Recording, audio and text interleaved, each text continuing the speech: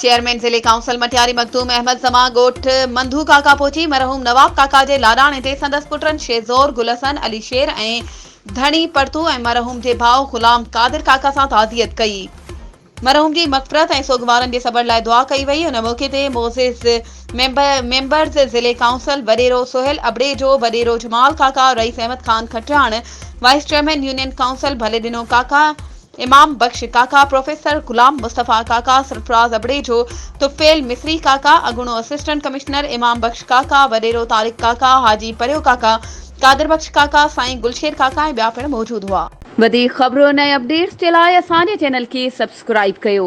ऐं हा बेल आइकन खे प्रेस करणु न विसारिजो त जीअं असांजी हर नई अचण वारी वीडियो तव्हां ताईं पहुची सघे।